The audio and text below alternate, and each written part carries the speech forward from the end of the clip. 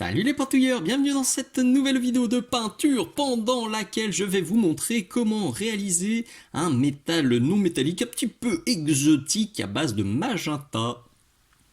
Alors oui, soyons clairs, dès le début, c'est pas THE recette que vous allez utiliser tous les 2 jours, mais je suis certain que vous avez déjà coincé sur un métal non métallique, notamment pour faire des lames, sur des figurines qui manquaient de peps. Ça nous est tous arrivé au moins une fois dans notre vie de pintouilleur. On a une figurine qui est pas moche, mais il manque un truc. Et ben souvent, il faut oser franchir le pas d'une arme avec une couleur ultra punchy pour que votre figurine soit sublimée plutôt qu'elle reste fadasse. Et ben c'est ce que je vais vous montrer aujourd'hui. Il y a plein de façons de peindre des armes ultra punchy et je pense que je ferai d'autres tutos. J'ai envie de faire du orange, j'ai envie de faire du bleu, j'ai envie de faire du vert. Alors pour le vert, vous avez déjà ce petit tuto là. Qui est très sympa. D'ailleurs, allez faire un petit tour dans la playlist des métaux non métalliques de ma chaîne YouTube. Il y a déjà plein de recettes bien cool. Mais en ultra punchy, là, j'ai envie de me lancer sur plusieurs trucs dans les semaines, dans les mois à venir. Donc on commence par le magenta. Si vous voulez vraiment un truc qui claque de ouf, partez sur une sous-couche blanche. Là, je suis parti sur une sous-couche noire, alors tout simplement parce que de l'autre côté, il y a déjà un métal non métallique rouge, et du coup, elle a tout pchité.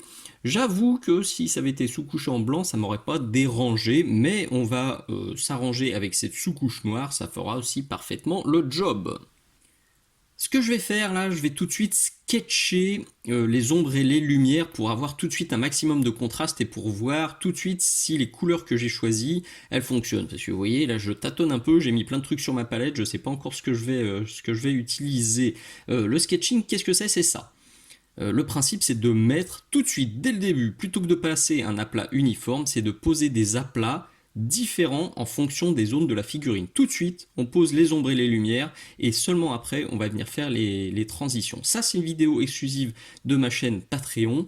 Vite fait, qu'est-ce que c'est ma chaîne Patreon? Ben, c'est une chaîne sur laquelle vous avez accès à 3 nouvelles vidéos tous les mois. 2 vidéos en avant-première, comme celle-ci, donc que mes abonnés peuvent visionner pendant plus d'un an, puis elle arrive gratuitement sur YouTube.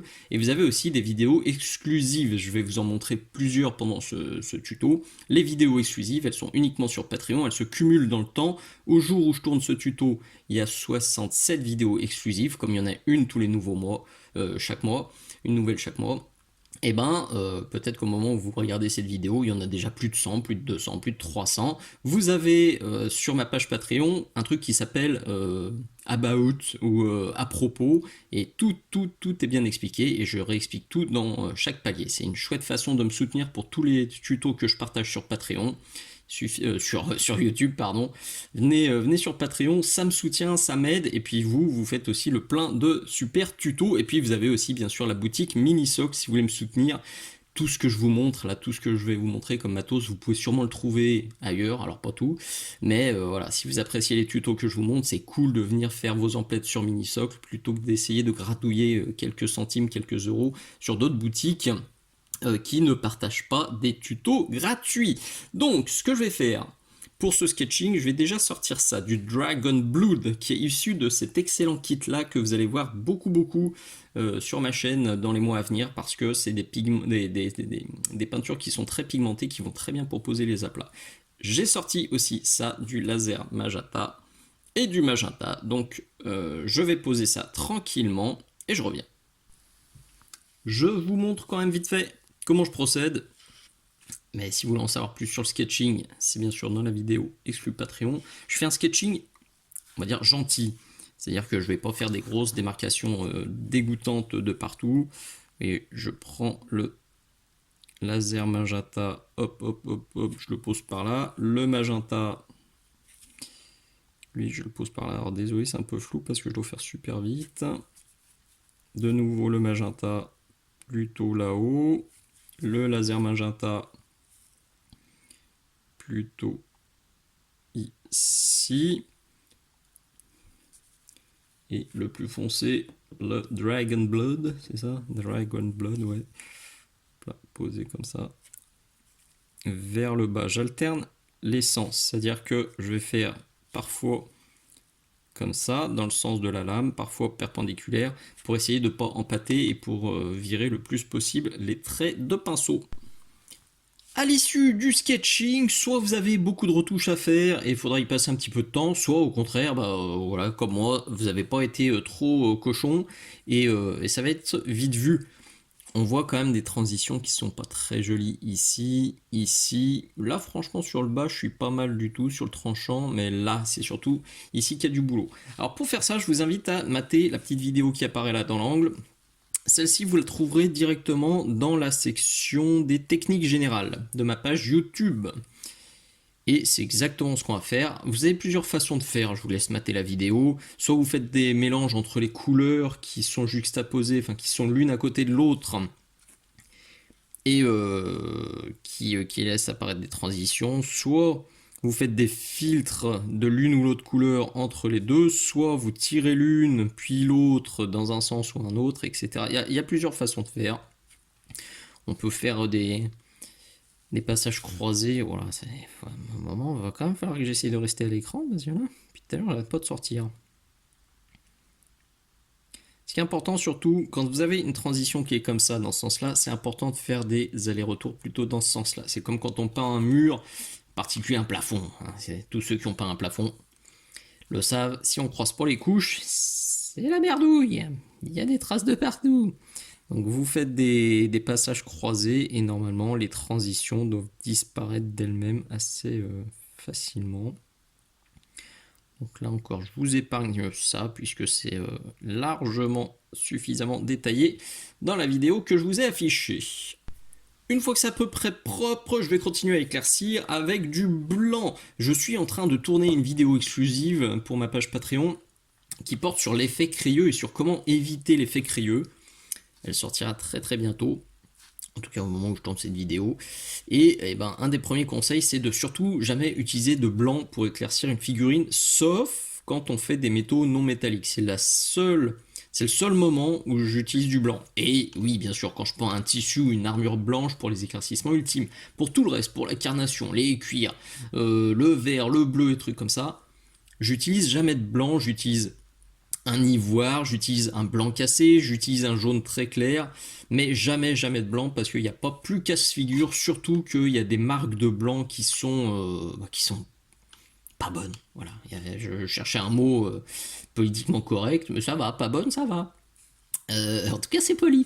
Mais c'est une réalité. À l'heure où je tourne cette vidéo, il y a quelques marques de figurines, enfin de peinture dédiées au hobby qui vendent des blancs qui sont vraiment pas bons. Et on a beau être un très bon peintre, si on les utilise, on se vautre. En tout cas, si vous voulez pas vous vautrer, dans tous les cas, je vous déconseille d'utiliser du blanc parce que c'est super casse-figure. Donc là, moi, je l'utilise parce que je veux faire du métal non métallique, mais c'est une exception, clairement. Donc là, je vais juste le tirer, le pousser vers le haut. Vous avez deux trucs super importants si vous voulez réussir votre dégradé. Je fais une mini pause. Un, c'est la dilution. Trouvez la bonne dilution pour ce que vous voulez faire. Si vous voulez faire un dégradé, si vous voulez faire un glacis, si vous voulez poser des nuances, il y a plein de dilutions qui sont très pratiques pour les figurines. Dans cette vidéo exclusive, je vous apprends à trouver la bonne dilution pour le bon usage. Et surtout, c'est le tirage-poussage de la peinture. Même si vous avez la bonne dilution, si vous ne savez pas emmener la peinture là où il faut, vous allez galérer avec vos dégradés. Donc ces vidéos vous attendent sur mon Patreon. Fin de parenthèse. Donc on y retourne. En gros, je viens poser ma peinture. Hop, je décharge sur ma peintouillette. Hop là, et puis je viens tirer ça. Je viens foutre la transition. Check. Laissez bien sécher, puis je vais me rajouter une zone de blanc, enfin de rose clair vers le bas. Là aussi, alors il faut vraiment que je me tortille. Là, j'ai la garde. Non, ça va pas. Il faut que je me retourne. Et je vais encore sortir de l'écran. Donc je fais ça gentiment. Je vais aussi reprendre tout le tranchant qui est là. Et le pire, là, il va falloir faire le tranchant. Enfin, il va falloir faire la transition la petite ligne là entre le tranchant et le plat de la lame. Ça, c'est très pénible à faire, mais c'est ce qui donne aussi tout le peps du métal non métallique. C'est ce qui donne aussi la meilleure définition, la meilleure lisibilité pour votre figurine. Et comme c'est particulièrement vrai de ce côté-là, le liseré blanc là, il est super méga important. Et ben sur ce côté magenta, on va y avoir droit aussi. Pour la suite, je vais continuer à mettre du blanc dans mon magenta. Vous avez deux solutions. Soit vous y allez gentiment, étape par étape, en vous faisant un mélange avec un peu plus de blanc, soit vous y allez carrément maintenant directement au blanc. Alors je vous propose d'être un peu plus, un peu soft. J'allais y aller, franchement, ce serait pour moi. J'irais directement avec du blanc pur, quitte à retoucher les trucs qui cacatent. Là, pour le tuto, je vais quand même être un peu soft. C'est une autre astuce pour éviter l'effet crayeux. Si jamais vous avez des ponts entre deux teintes successives qui sont trop violents, c'est là qu'on obtient un effet crayeux. Quand je vois des élèves parfois qui vont éclaircir avec du blanc par-dessus un gris moyen par exemple, ou par-dessus un bleu moyen ou un vert moyen, et ben quand il y a trop d'écart entre la teinte et le blanc, et ben c'est là qu'on commence à obtenir un effet crayeux, c'est là que ça commence à faire un petit peu des paillettes pas belles, et c'est là qu'on est un petit peu dans la mouise. Mais tout est rattrapable, c'est ça qui est cool, c'est ça que j'explique aussi dans cette vidéo. Aucune boulette n'est irrattrapable. Même une énorme tache de noir sur un tissu blanc que vous venez de finir, pas de panique, ça peut se rattraper avec les bonnes méthodes.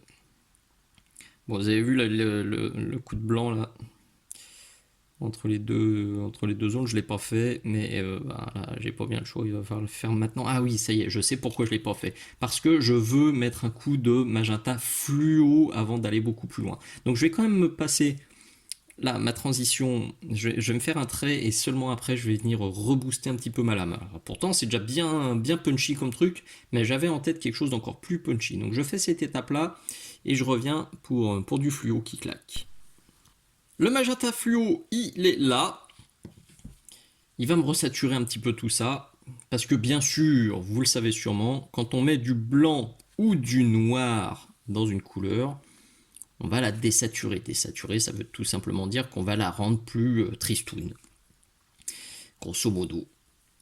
Donc là, dilution de ouf. On est quasiment sur la dilution pour les nuances dans la vidéo. Exclusif là sur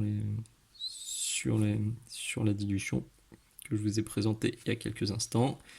Et là, je viens passer un filtre coloré, comme si j'avais un aérographe. Hop là, voilà. Je viens déposer un voile. Je le laisse bien sécher et je vais le passer, je pense, 2-3 fois. Je suis en train de me dire que j'ai envie aussi de renuancer un tout petit peu les ombres pour leur donner un petit côté violacé de plus. Je vais voir ce que j'ai sous la main là et je reviens.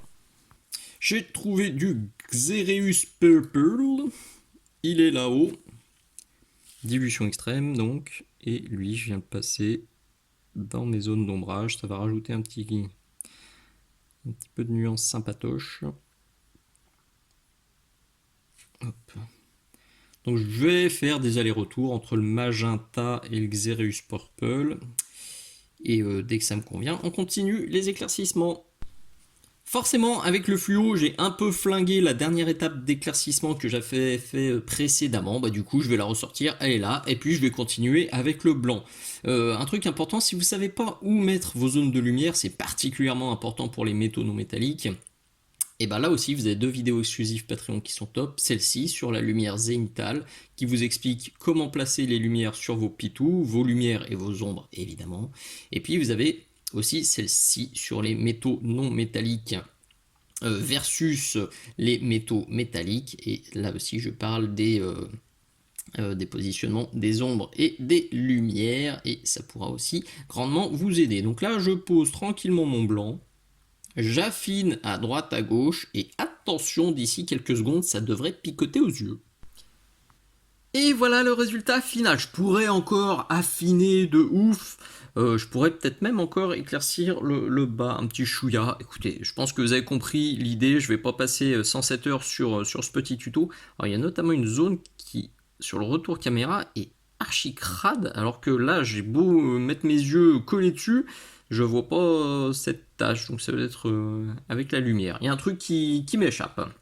Bref, voilà, c'est une recette qui est bien punchy, moi qui me plaît bien. Je vois parfaitement des soldats futuristes avec ça. Là, vous peignez des armures noires, des tissus sombres, des trucs un peu crasse-poic et vous leur mettez des armes énergétiques comme ça entre les mains. Pouah, comment ça voudrait tabasser, ça rendrait super bien. D'ailleurs, j'ai oublié de vous demander si si l'un d'entre vous a exactement ce rabio-là à la maison qui lui sert pas, si vous avez plusieurs exemplaires, ça m'intéresse vachement. Je pense que c'est de l'elfe noir, parce que j'aime bien utiliser ces petites lames pour faire les tutos de lames bizarres, enfin de lames en me. Et là, je crois que c'est la dernière qui me reste. Donc si tu en as à la maison qui ne te servent pas, eh ben, je serais ravi de pouvoir les récupérer, s'il te plaît, afin de pouvoir faire plein de tutos avec. Voilà, j'espère que ça vous plaira, que ça vous sera utile. Si tu vois cette vidéo sur Patreon, eh ben merci beaucoup pour ton abonnement, merci pour ton support, c'est vraiment super sympa. Pense bien à parler de tout ce contenu à tes copains, surtout si ça te plaît, si ça t'aide à progresser. Et si toi tu la vois sur YouTube, eh ben dis-toi bien que les copains sur Patreon, ça fait déjà un an qu'ils peuvent la mater et qu'ils peuvent mater aussi plein d'autres vidéos super utiles, donc tu peux venir me rejoindre. Une façon aussi très simple de me soutenir et qui est 100% gratuite, c'est juste de liker cette vidéo, c'est de la partager aux copains. C'est de parler bien sûr de mini-socle à tous les copains dans les assos, à vos clubs de jeux, etc. sur les salons.